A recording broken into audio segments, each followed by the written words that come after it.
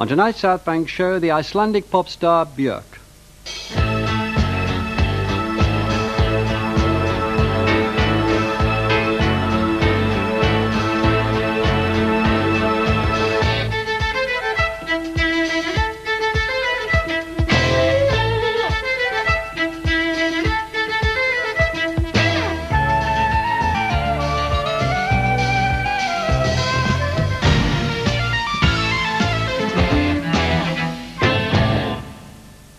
Hello, Björk is an original voice in pop music today, as well as being Iceland's most famous export. Although she's only 31, her career spans 20 years and encompasses jazz, folk, punk, classical, dance and electronic music. Her experimental approach to pop has resulted in new fusions and unusual combinations across musical styles. She's worked with people as diverse as Tricky and the Brodsky Quartet and written songs for Madonna and Bernardo Bertolucci. The South Bank show travelled with Björk to her native Iceland and to southern Spain, where she was recording her third solo album.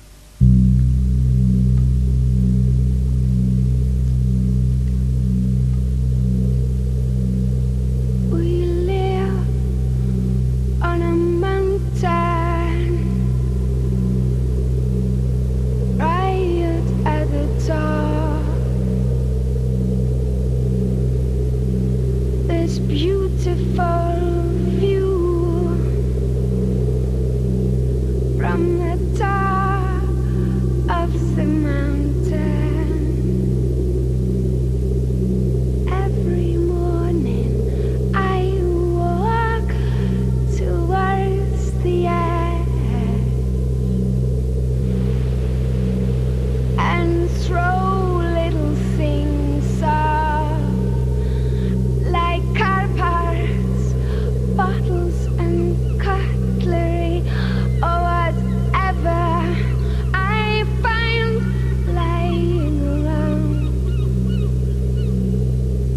It's become a habit, our way to start the day.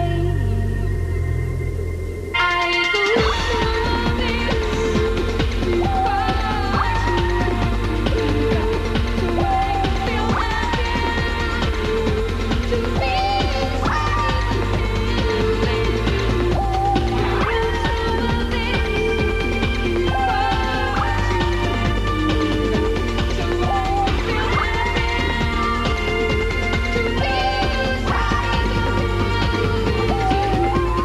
How many singers have anything to say, let alone anything original to say, or an original way of getting it across? She just has a very unique way of seeing things. I think people are always scared of new things. If you want to make something happen that hasn't happened before, you've got to allow yourself to make a lot of mistakes. Then the real magic will happen. Because if you just play it really safe, you won't get any treats. You cannot say that Björk is copying anybody. This personality that's absolutely unique. The warmth, the mature attitude to life, but a heart of a child, and her Icelandic way of being.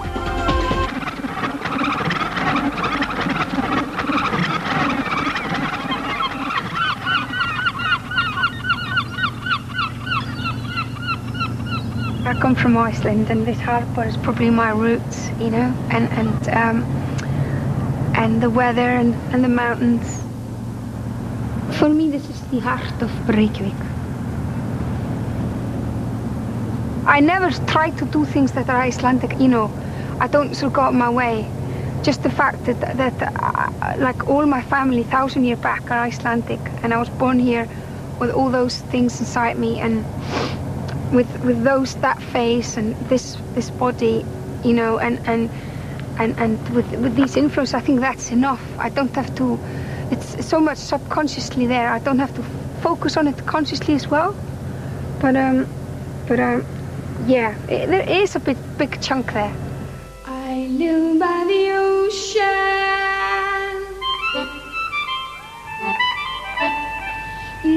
During the night, I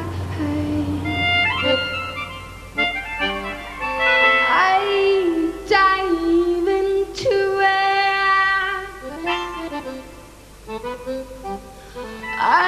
mountain either. Alker and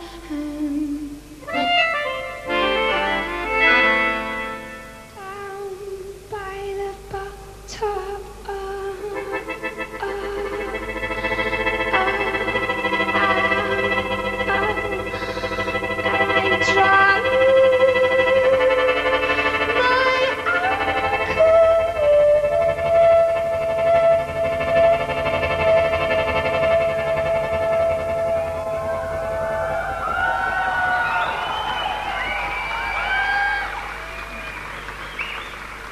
This is where I'm staying. This is my home. Well, I always sang since I was a kid. It has always been like my natural reaction to things. My stepfather, who started with my mother when I was 4, and he played me a lot of music and had a lot of time for me. And he used to sit with me every evening sometimes. We would write down a lot of lyrics, we'd go through things, we'd pick up the chords. And he used to be in a top 40 band in Iceland. Voru vitringarnir 3 frá Austurlöndum. Kaspar, Melchior og Baltasar. They sent me to classical music school when I was 5. And I was there for 10 years. It was very conservative, but I was a bit of a rebel. I would do my own little projects in the corner. I would get a lot of freedom. I would talk to a lot of, that's how I got introduced to like Jesse Stockhausen and electronic music. You know, I basically got introduced to all music there is. I mean, in European, at least, let's say 400 or 500 years. And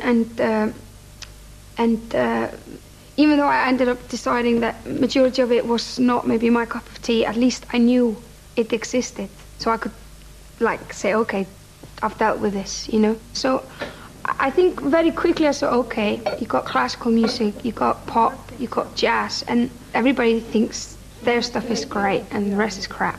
I just really quickly loved introducing my grandparents to Jimi Hendrix stuff, or my mum to classical stuff, or bringing jazz records to school, you know. And then it just kind of came out that when I started being in bands, because I was so kind of obsessed with new things getting made, that I kind of ended up just being on the microphone, you know. But it was very natural process. I've been singing professionally more or less since I was about 11, 12. Góði Guð falei mömmu frá, hún háttar mig og baðar og mér hjá. Svo klæðir hún mig í náttföt hlý. Guð blessi pappa, ég glemdi því. It's a small town and people knew I did gigs, I played flute, I sang. And then this guy wanted to make a children's record. It sold 5,000 copies, which is gold in Iceland. But then they wanted to do, then it came out in the record company, and the record company was like, they wanted to do another one. But I didn't want to. So I said, okay, that's it. Because I felt very awkward. I was doing interviews and all sort of stuff, and people recognized me in the street and my school. I got much more attention than I wanted before I asked for it, where I think a lot of people don't get the attention till long after they want it. So I immediately sorted out in my head that that's not what I want. I want to make music.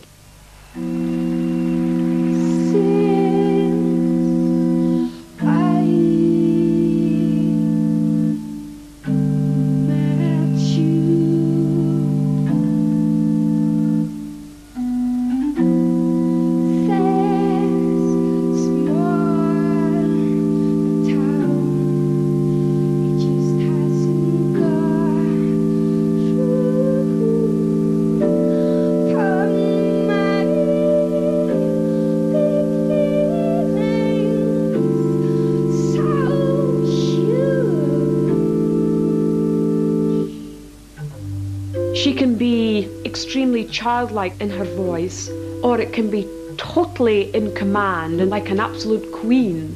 This sort of exaggeration of emotions is what really comes through in her voice. I'm violently happy, 'cause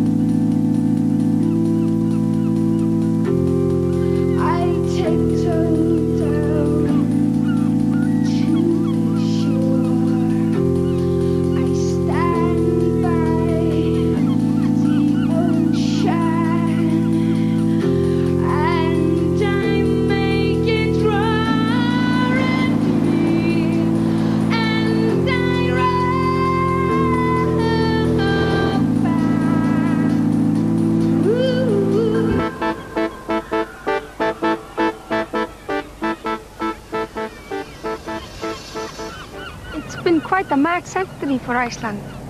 Because like 100 years ago, my grandparents' generation, they were brought up in like mud houses. The lifestyle was like Middle Ages, you know? And then we became independent in 1944.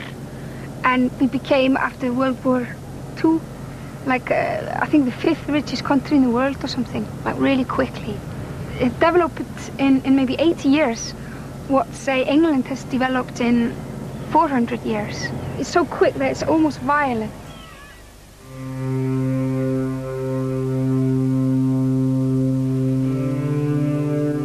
Iceland was a colony for 600 or 700 years, and it was treated very badly by the Danish.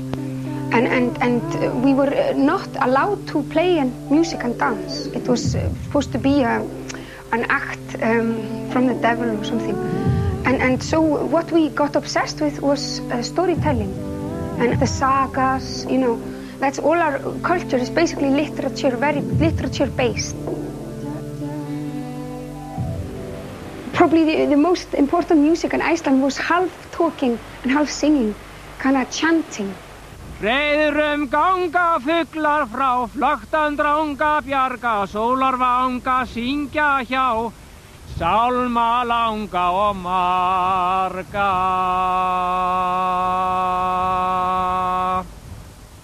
Björk, she uses her voice in a very specific way. There is a specific sound in her voice, and you can say the same about the voice of the old Icelandic choirmen who were reciting the rímur. It's not a singing voice, not exactly. It's not a speaking voice. It's somewhere in between. While you are away, my heart comes undone, slowly unravels like a ball of yarn the devil collects it with a grin. Our love in a ball of yarn, you'll never return it. Will you come back? We'll have to make new love. Never return it. Will you come back? We'll have to make new love. Never return it. And Charlie, you'll never return it. So when you come back, we'll have to make new love. The women of the sagas were very strong, and Björk is one of them. It is said about the Icelanders that they are bold in art. They do not calculate the steps. If I do this today, this will happen tomorrow. They do today what they have to do today. All that's very Icelandic, because we live with this nature and the elements that we have to defy all the time. We are not thinking about it every day, but it forms our character, of course. I think when you come from a place where nature can kill, I mean, you could literally not be here in a week. That sort of makes you humble, and I think it's healthy. It puts you in your place.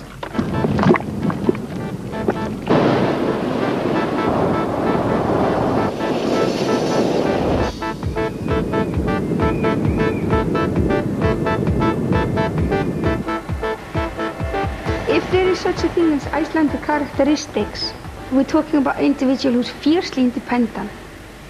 It's like so self-sufficient, it's like arrogant. And like anarchy is just like people who invented anarchy like 100, 200 years ago. You know, Icelandic people is like so.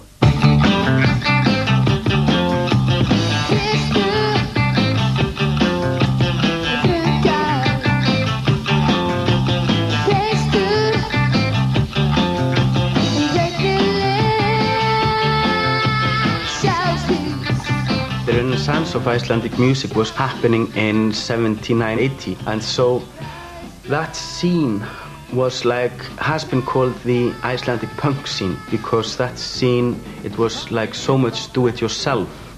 It was not like a political thing like right wing or left wing or anything like that. We were singing in Icelandic, and we were dealing with Icelandic reality, and we were putting out our records and doing basically everything ourselves. It was a, very stupid local sense of humor. Bunch of 16-year-old terrorists drinking absinthe that we smuggled from Spain and writing terrible tunes and being arrested a lot of times and having art exhibitions and making our own films and basically our sort of terrorism, if you want. Sort of sabotaging what we thought was really snotty.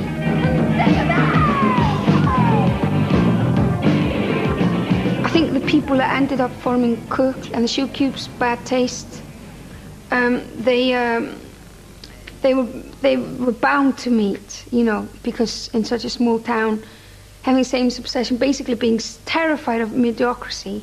I think that was always been our biggest enemy. Mediocrity, materialism, narrow-mindedness, small town mentality. And we'd do anything to break that down.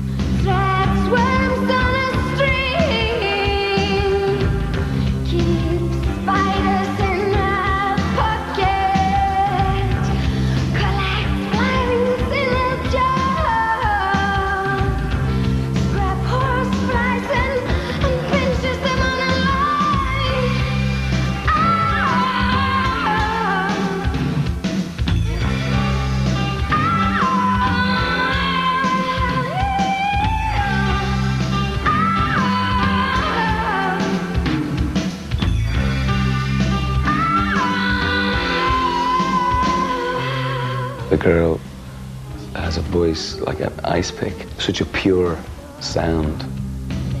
When the Sugar Cubes played with U2, I would be preparing in the dressing room, and even if I couldn't hear the band, I couldn't hear anything.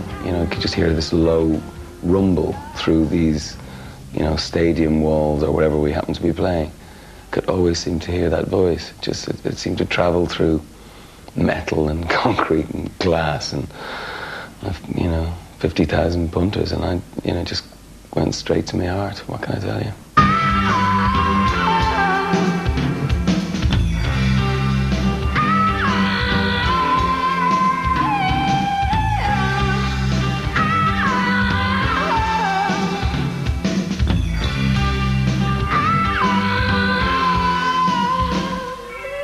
There was nothing like it. There was a void in the world of pop music, and suddenly there was a light, and it happened to be us, and we were from Iceland, and we were the Sugar Cubes.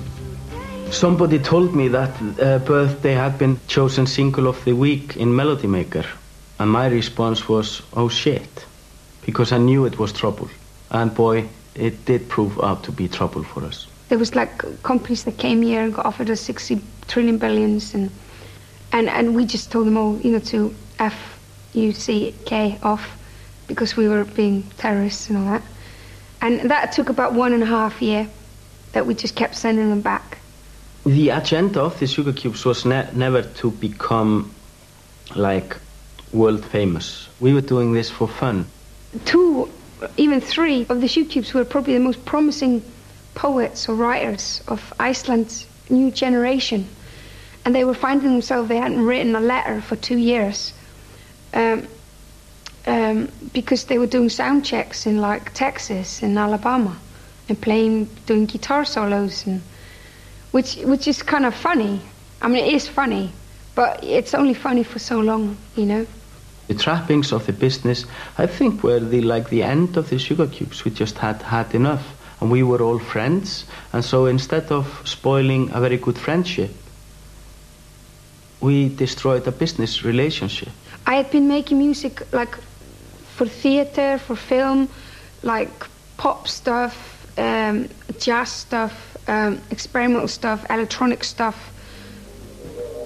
Basically try everything, basically work with everybody in Iceland, but always with other people's visions.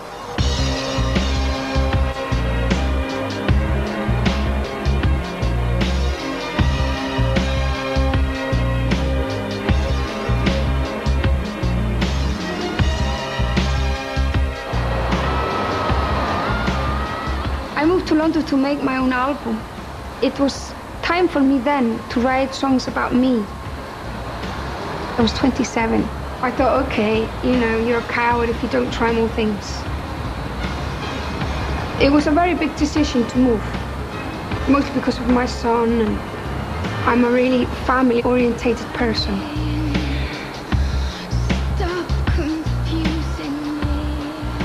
When I came to London, I was very looking, and I was very sure that I was gonna do an album that hadn't been done before. So the people I was most attracted to, and the scene I was most attracted to when I came here, was people who knew as little as I did about what was going to happen. Not people that had already established things, but people that were still trying to sort of entering the unknown, if you want, and trying to discover something that hadn't been discovered before. London is gorgeous because it functions as a brewing pot for people from all over the planet on similar missions to me.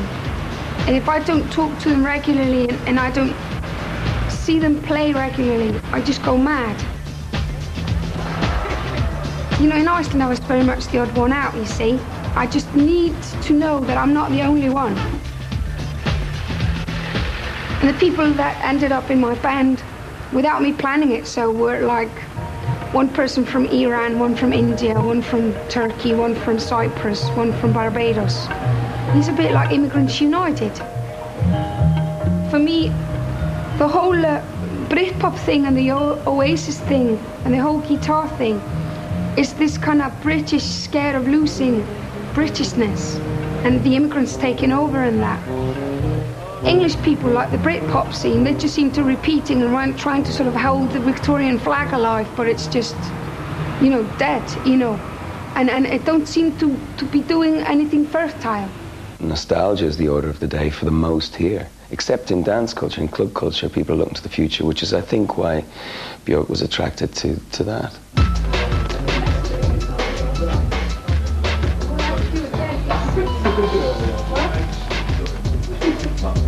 So I've been all right. Yeah. I keep coming up to listen to you. So No, I haven't been here for a while. Good stuff, yeah?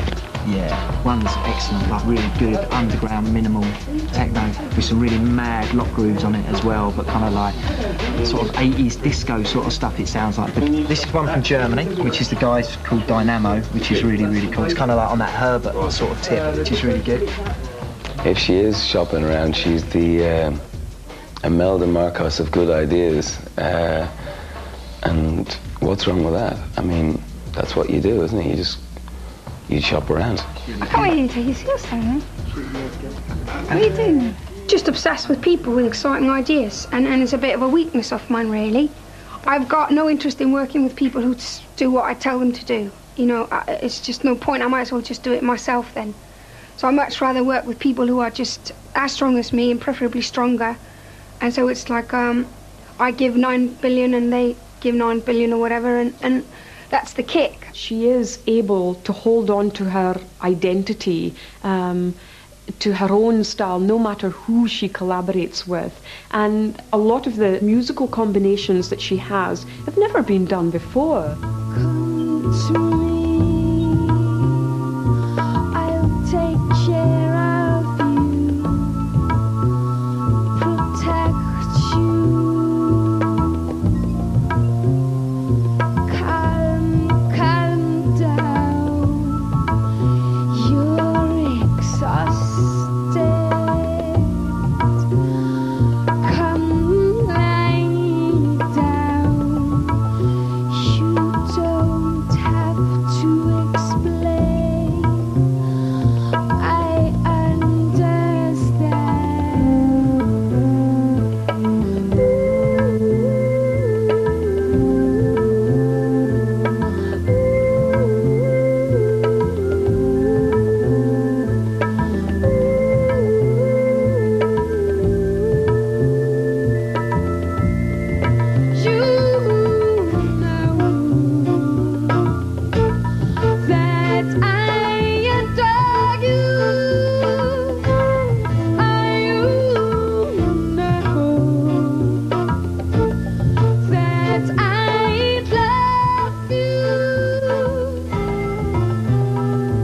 1993, Björk released her first solo album of original work. It turned her into an international star.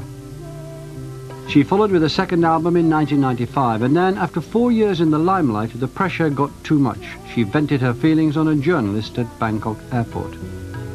I had all these songs inside me, and the only way to get them out of my system was to put me in extreme danger. I think you can only do that for so long. So I did that for 4 years, and then it just exploded.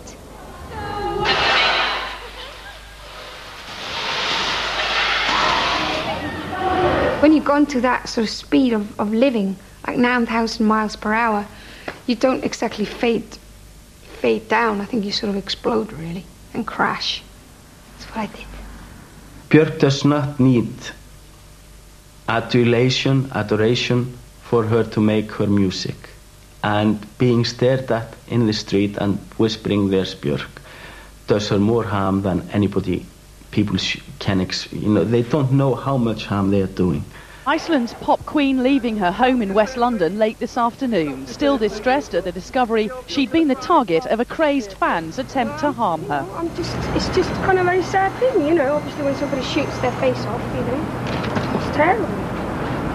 I'm not sure if I'll dream very properly for a while. You must be very frightened when they... These are the last pictures of the bomber. His body was discovered after neighbours called police. Bizarrely, he'd filmed himself making the chemical explosive. People shouldn't take me too literally and get involved in my personal life. I make music for people, you see. Basically, the bomb got sent to my house and I moved away from London and freaked out in Spain. And then I realised it was just kind of one guy who did that, really. And you can't blame that on a nation, can you? You know? But it doesn't matter. When that happens to you, it doesn't matter what people say to you. There's no logic. It's just when you've gone through that experience, you just want to go and never come back, you know?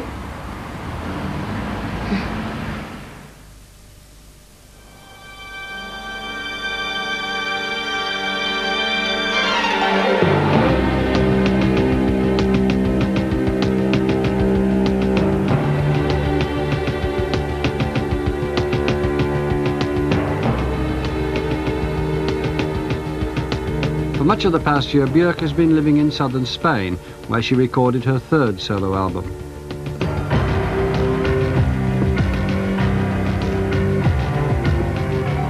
I think there's something very special about living at the edges of continents, and it just feels completely different, and it shouldn't, you know, that you look out the window and you can see another continent over there, and it's just kind of like, it's a really healthy turn on somehow. The idea that every morning you could wake up and literally go to Africa. When I lived by the ocean there, I used to wake up every morning and have to walk for like an hour and like cross. And then I felt like I was in Spain. And then I could work. And I wake up the morning after and I hadn't just grasped the idea. So I had to do that for a month. And then I moved up here to the mountain. And the only way I can take all this in, because it's just so outrageous. And I keep just thinking I'm just looking at a backdrop or something, and it's just like they're going to pull the curtains in a sec.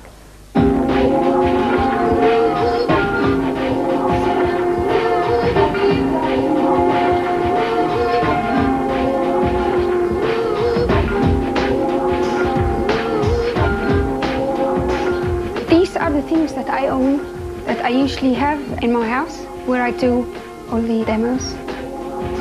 So we set this up and brought this down to Spain. When I did debut and post, they were very much like greatest hits of my musical passions for all my life. And I knew it would take 2 albums to do that. That's why I called them debut and post, before and after, of getting rid of the back catalogue almost, you know, gracefully, you know, because you can only move on if you do that, you know. So this is like a fresh start for me. And that's why I want to call this album homogenic or genus or genius or whatever. I'm still working on that, because it's one flavor.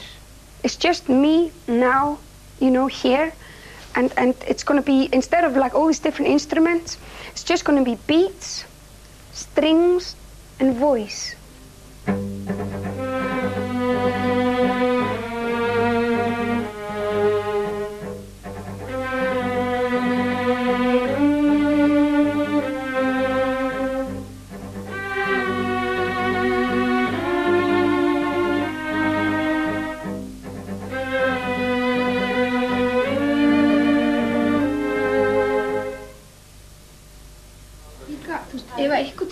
að fara í taugarnar á okkur, Já. þá látið mig vita að þetta er nummer 1. I knew that this album would be like back to Iceland, sort of what I'm about. But it's very hard to kind of start from complete scratch with no tradition whatsoever. But there were some pioneers who were trying to look at the landscape and the country and try to change that, what they saw and what they felt, into audio. There are certain Icelandic composers, and when they compose Icelandic music, they, you know, try to imitate geysers or volcanoes, because the landscape in Iceland is very rough. It's, you know, we don't have like this, you know, trees. We don't barely have any trees. We have a lot of lavas, we have a lot of volcanoes, and there's a lot of outbursts of, you know, whether suddenly the wind comes or snowstorms. And that kind of sounds, I think she's looking after, and she's talked about that. She wants more of this raw sound, not this beautiful European sound maybe. To find that voice is very challenging, you know, and it's almost like you have to invent your own roots. And that's one of the reasons why I got the 8 string players. I wanted them all to be Icelandic. Finnst mér meira að vera, þú veist, svona meiri, það þarf ekki bara vibrato og meira, og bara, þú veist, ossalega, þú veist, Mata Hari. Þetta er þannig lag, sko, svona næstu því of, eða skilur, má alveg vera þú svolítið svona, yfir. Well, I picked up her uses of intervals, for instance, fifths, and that's very traditional in Iceland and actually very unique. Icelandic folk songs often use this interval of fifths throughout, you know, the whole song, and she uses that in her pieces. That makes it very Icelandic. For instance, in The Hunter, the 2 cellos, they are playing 2-bar motive, and you know, one of them plays the lower note, then the other cellist plays it a 5th above. And there, when you hear that, that's just right away, you know, that's Icelandic.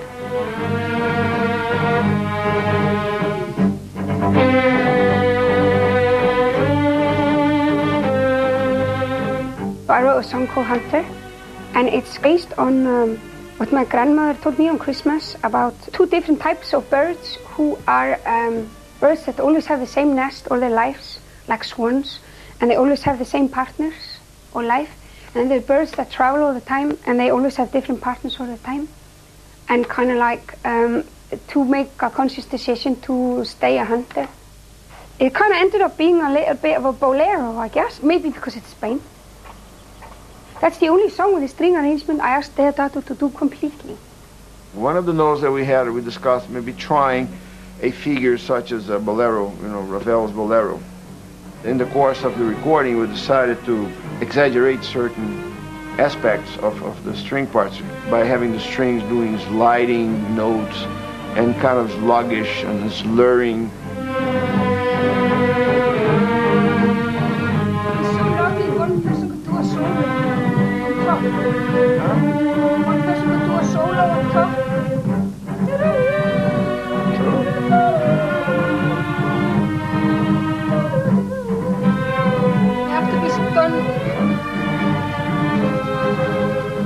When she sends me something, it's pretty much done. What I understand, and I was correct in understanding it that way, is that she really wants a color. She really wants the humanizing factor into tracks that are basically, how do you say, sequenced using different sounds or using electronic sounds. It's good also if we put one take down and have that as well. We come tomorrow and we can listen to it. Okay. Yes. And then we know what to fix, Absolutely. if that works or not. But at least we put it down. Okay.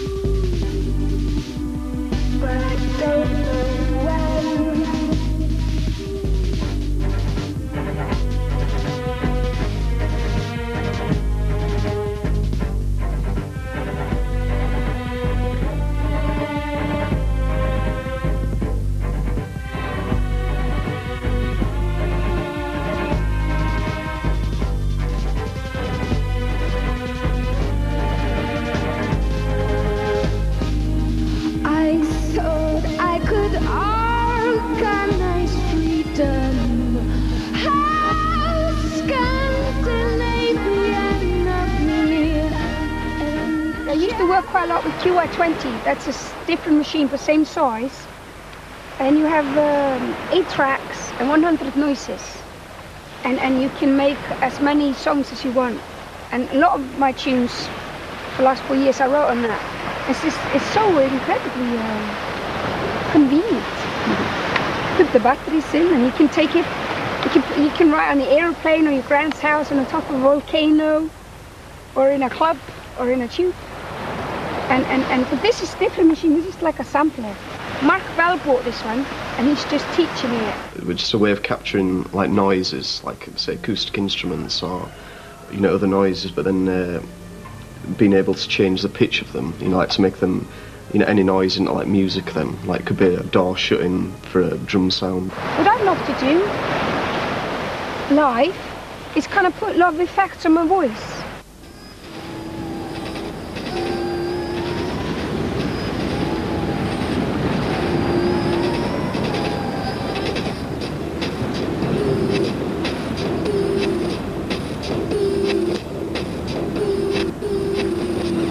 I made a conscious choice that the beats for this album will be very simple, almost naive, but still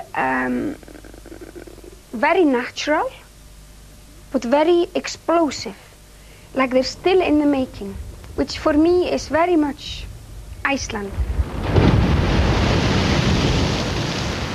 And we would collect very slowly over a period of almost a year, a library of noises.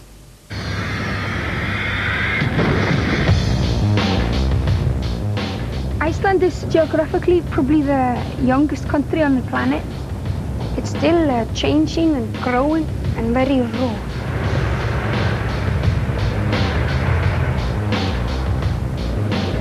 A lot of the eruptions at least a few hundred years ago, then the lava was very thin and went over a big area very quickly, and it went over lakes, and steam broke through because of the pressure through the new lava, and they made little hills.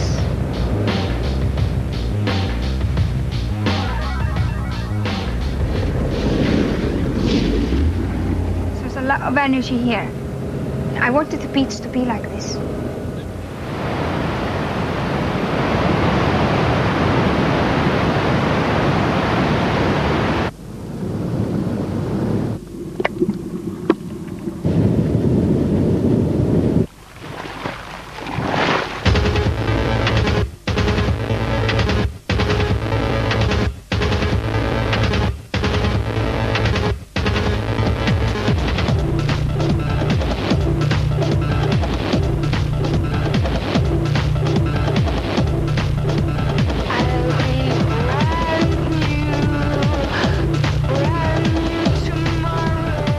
Electricity. My dad's an electrician, and my grandfather too.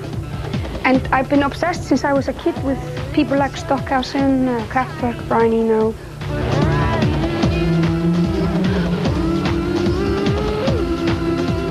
Electricity has always existed, and it's not just a phenomenon of this century. And it's always been in thunder and lightnings, and in Iceland the Thor's hammer, And acupuncture has been around for 1,000 or 2,000 years. Electricity and equipment are just tools. Instead of wood or leather or metal and all these things that we so far made music out of, stroking a string, we're using electricity and to make for the air. For me, that is probably what I would call techno.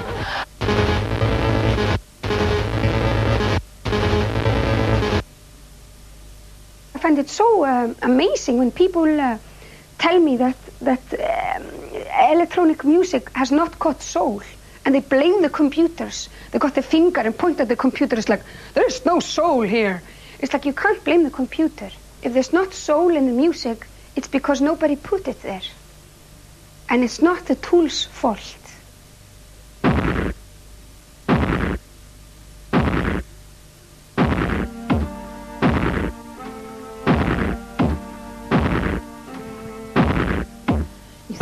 Don't you deny me of something, well, I've got plenty. You're the one who's missing out, but you won't notice until after 5 years. If you live that long, you'll wake up all loveless.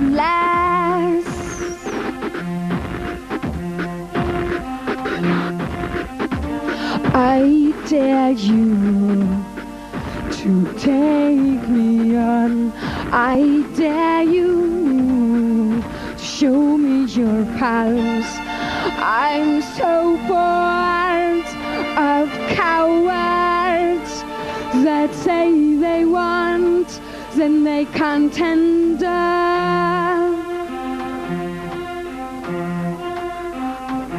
There is like a purpose behind it where the drums are really hard and then the voice is beautiful. It's just like the contrast.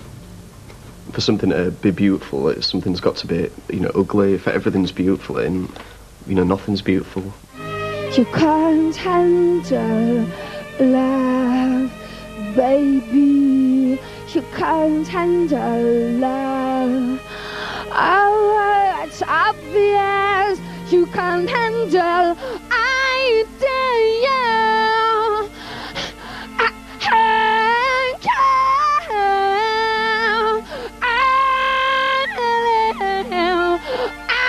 dare you. I dare you. When you first meet an Icelander, sometimes they are cold. But then, when they warm up to you, they are very fiery. We are very fiery people.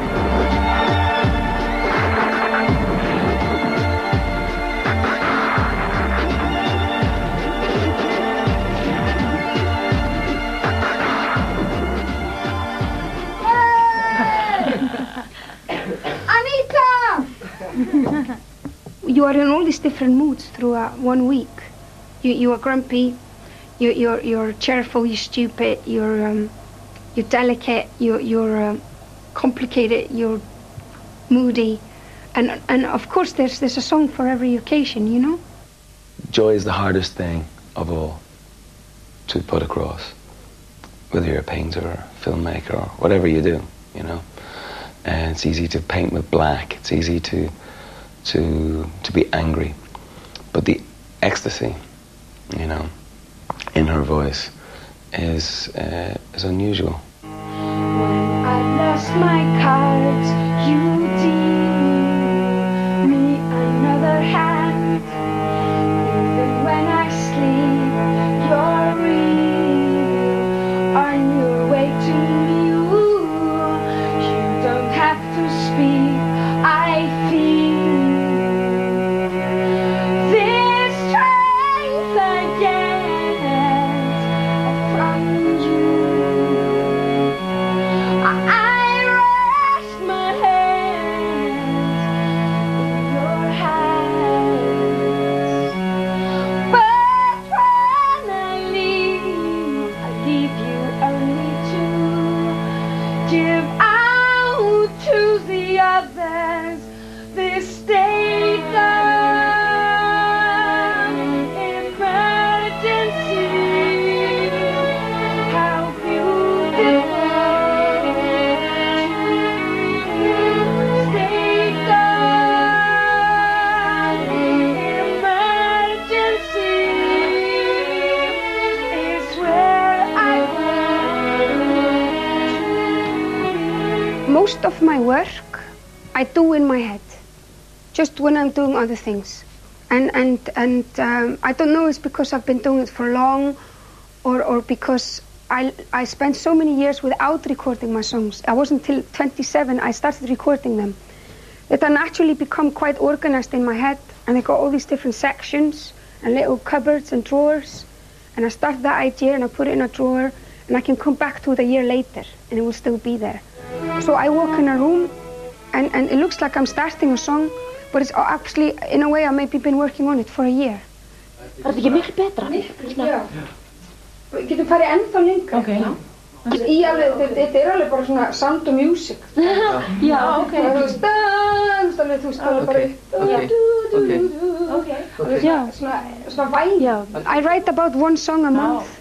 And it's usually just the theme of that month, like the soundtrack to that month in my life. Og líka kannski hvernig við... This is the lyric to a song about my best mate, Yoga.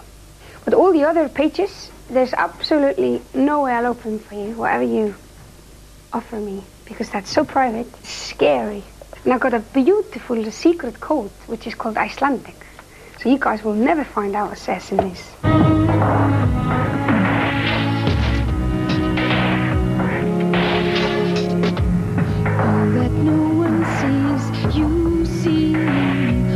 Inside of me, every nerve that hurts, you heal deep inside of me. Ooh, you don't have to speak. I feel emotional landscapes. They pass on me, confused.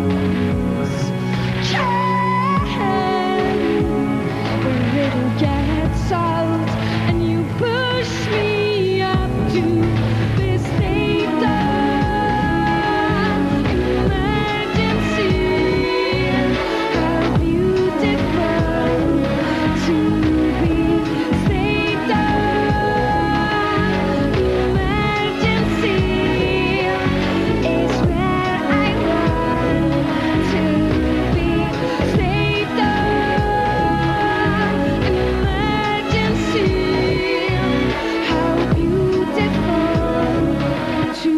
State Number 1, 2, 3, 4, and 5, and all the way up to 73, I'm a pop musician, and I'm making music for everyone, not for VIP or educated people or something like that.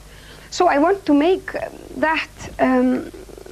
It has to be pop music, you know, that everybody can relate to, and so it's a challenge. It's an experiment, and I haven't got a clue. We'll work on it, but you have to try.